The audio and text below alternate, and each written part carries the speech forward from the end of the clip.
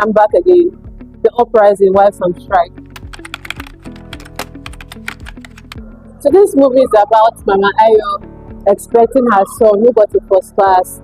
He tells her that mommy, I'm coming back home, and they're expecting his arrival. She's waiting at home for him with her friends, but then she gets a call. Your son has been kidnapped. You have 7 days, 5 million naira. It's caused a series of events. The mom had to raise money for ransoms. Her friends helped out. He was still not back. It led to them having protests, series of protests. He was still not back, and even led to a lot of people dying. Like, the storyline is pretty intriguing. This movie is about grief. It's about vengeance, like consequences you face for your actions, and it has an emotional side to it. It may bring you to tears if you're a crybaby like me. So what I liked about this movie is rather who I liked about this movie, and that is Iyabola, played by Kiekie.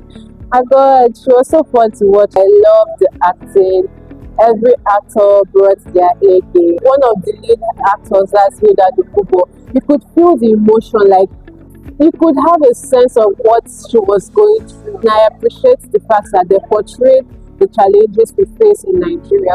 The entire story is pretty relatable to the Nigerian scene, because we hear a lot of cases like this, people being kidnapped, using road transport, paying ransom and not still getting your loved one, and even how we get response from the government. So what I did like about this movie, it's not straightforward. So the name of this movie is The Uprising, right? And when you start the movie, within the first 1 hour and 30 minutes, you can feel a sense of uprising. You started out with someone being kidnapped ahead.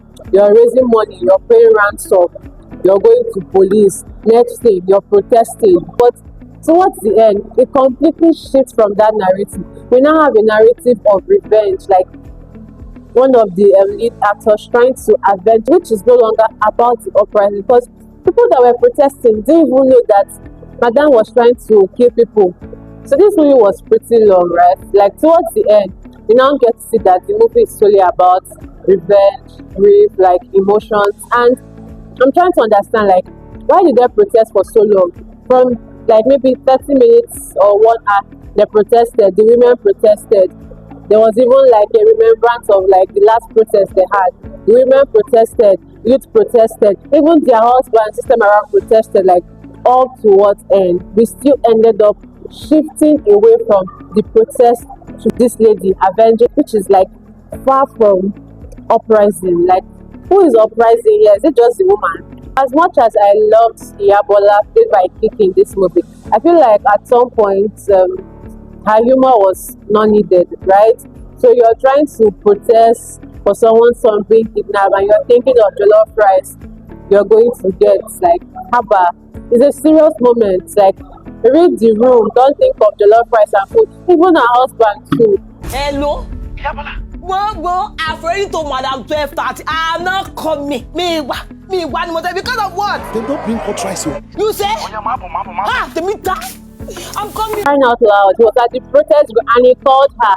When are you coming? There's going to jollof rice, and that's why she came. Like, I get there's humor, but at least we needed to maintain the seriousness in some of the scenes for the cinematography, right? So I cannot really remember what Wives on Strike 1 or 2 was like, but for this one, it was dark. Like, I guess we're trying to have like a theme to the movie, but it was too dark. Like, there were some scenes that I was actually squinting. Already the cinema is dark, and then the movie is not even darker.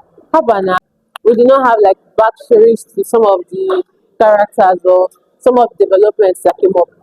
For instance, the Awujo boys, the crew that kidnapped Ayo, right? Like, we were just hearing their name, Awujo boys, but it was just towards the end. We even saw them or like knew about them, and even saw their head, Ejanla. The moral lesson of this movie, if you ask me, what did you learn? Honestly, I can't really say, right?